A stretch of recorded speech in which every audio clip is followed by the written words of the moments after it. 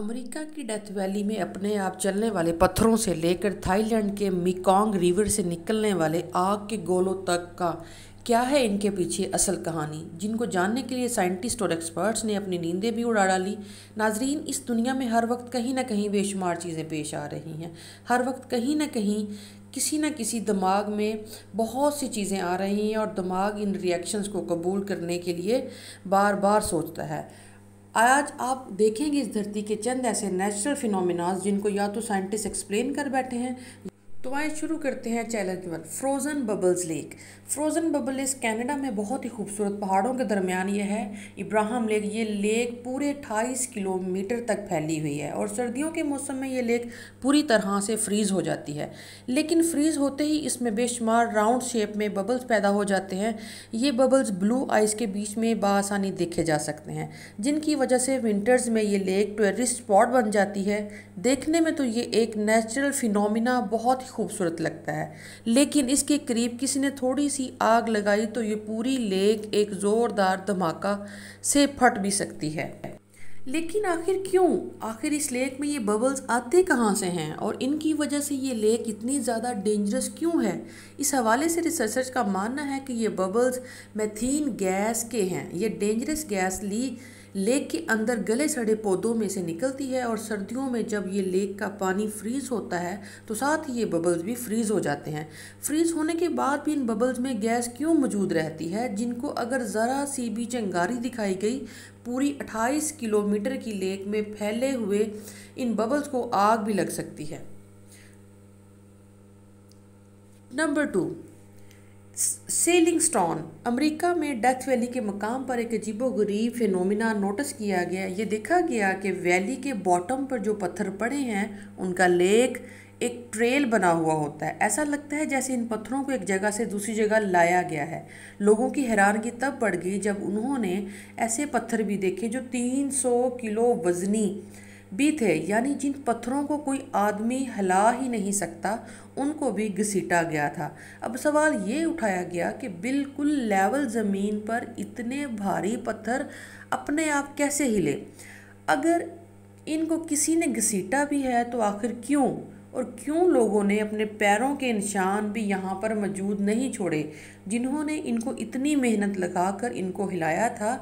जब किसी को भी इसका सॉलिड जवाब नहीं मिला तो लोगों ने इस डेथ वैली के बारे में मनगढ़ंत बातें बनाना शुरू कर दी। ये माना जाने लगा कि इस बंजर ज़मीन पर भूतों और आत्माओं का साया है।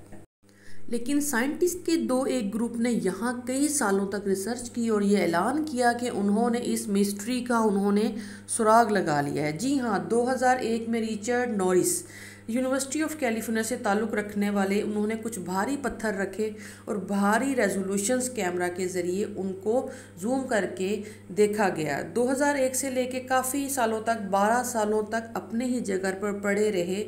लेकिन 2013 में अचानक उन्होंने नोटिस किया कि पत्थरों की लोकेशन चेंज हो चुकी है और ये पत्थर भी इतने पीछे एक ट्रेल अपने छोड़ चुके हैं। रिचर्ड नॉरिस ने बताया कि इस मिस्ट्रीज फेनोमिना की वजह बारिश है और ख़ास तौर पर वो बारिश जो सर्दियों में पड़ती है। इनका कहना था कि जब सर्दियों के मौसम में यहाँ बारिश पड़ती है तो इस जगह पर पानी खड़ा हो जाता है और रात को सर्दी की वजह से पानी के ऊपर बर्फ़ की एक तह जम जाती है, जो पानी के ऊपर हवाएं, इन तेज़ हवाओं की वजह से बर्फ़ जो है वो रिमूव करती है और यहाँ पड़े पत्थरों से टकराती है। ऐसा मंजर देखने को भी मिलता है।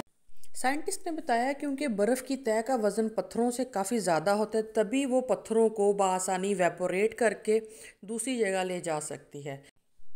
नंबर 3, हिडन बीच। मेक्सिको के साहिल समुद्रों के साथ 7 किलोमीटर की दूरी पर समंदर के बीचों बीच एक छोटा आइलैंड है। मैट्रिया आइलैंड के नाम से जाना जाता है, लेकिन इससे भी ज़्यादा ये यहाँ मौजूद हिडन बीच की वजह से फेमस है, जहाँ नॉर्मल दूर दूर तक सिर्फ पानी ही पानी नज़र आता है। हालांकि इस बीच में ऐसा कुछ भी नहीं, क्योंकि ये बीच ज़मीन के अंदर एक सुराख में बनाया हुआ है जो चारों तरफ आइलैंड की ग्रीनरी में छुपा हुआ है। नॉर्मल बीच की तरह इस बीच में पानी की वेव्स भी बनती हैं और यहाँ बीच सैंड्स भी मौजूद हैं। लेकिन सवाल ये उठता है कि इस वीरान जगह पर इतना खूबसूरत आइलैंड बना कैसे? हुआ कुछ यूँ था कि 1900 में मैक्सिकन आर्मी बम ब्लास्ट की टेस्टिंग करने इर्द गिर्द के आइलैंड पर करती थी। एक बॉम्ब ब्लास्ट की टेस्टिंग इस आइलैंड पे की गई, जिसकी वजह से यहाँ ज़मीन में सुराख बन गया, लेकिन ये सुराख अंदर ही अंदर समंदर से जा मिला और इसमें पानी भर गया। नंबर 4, नागा फायरबॉल्स। थाईलैंड से गुजरने वाली मेकोंग रिवर दुनिया की 12वीं लंबी तरीन रिवर है। 4900 किलोमीटर ये लंबी तरीन river China, Myanmar, Laos, Thailand और वेनेटम तक फैली हुई है। लेकिन रिवर का वो हिस्सा जो थाईलैंड के डिस्ट्रिक्ट फोन फिसिया से गुजरता है, इसमें हर साल कुछ ऐसा मंजर देखा जाता है जिस पर यकीन करना मुश्किल है। जी हाँ, रिवर के अंदर से आग के बने बॉल्स तेज़ी से आसमान की तरफ दिखाए जाते हैं, जिनको थाईलैंड में नागा फायरबॉल भी कहा जाता है। ये फायरबॉल आग की तरह ऑरेंज होते हैं और इनका साइज़ लगभग बास्केटबॉल जितनी भी होती है। ये रिवर से निकलकर ऊपर आसमान पर तेज़ी से जाते हैं और चंद सेकंड में ही आंखों से ओझल हो जाते हैं। ये फायरबॉल अक्टूबर के एंड में बुधिश की रात को सेलिब्रेशन में दिखाया जाता है। इस रिवर में एक बहुत बड़ा देव है और अपने मुंह से इस सेलिब्रेशन वाले दिन आग को गोले अपने मुंह से फेंकता है, लेकिन हमेशा की तरह साइंसदान ने लोगों की इन बातों को नहीं माना, क्योंकि ये फायरबॉल हर साल बिला नागा देखे जाते थे। इसी वजह से बहुत से साइंसदान नागा फायरबॉल के पीछे छुपे राज का पर्दाफाश करने के लिए मैदान में उतर आए।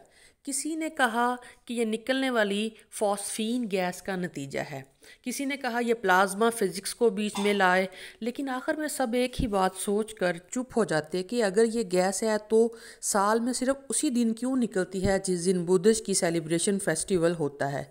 कई साल मेहनत करने के बावजूद साइंसदान इस पर्दे को फाश करने में नाकाम रहे, लेकिन फिर 2002 में थाईलैंड के प्राइवेट टेलीविज़न एक स्टिंग ऑपरेशन किया। इस स्टिंग ऑपरेशन में हिस्सा लेने वाली टीम ने चुपके से एक बोट हायर की और मेकोंग रिवर की दूसरी साइड पे जाकर खड़े हो गए। उन्होंने क्या देखा कि दूसरी तरफ लोग फ्लेयर गन से ट्रेजर राउंड फायर कर रहे हैं, क्योंकि रिवर की एक साइड पर थाईलैंड है और दूसरी साइड पर नागा है। टीवी चैनल ने इस बात का अंदाज़ा लगाया कि फेस्टिवल के शो की वजह से गन्स की आवाज़ का अंदाज़ा नहीं होता, लेकिन कुछ लोगों ने इस डॉक्यूमेंट्री को मानने से भी इनकार कर दिया। इस फेस्टिवल की मिस्ट्री अभी तक सॉल्व ना हो सकी।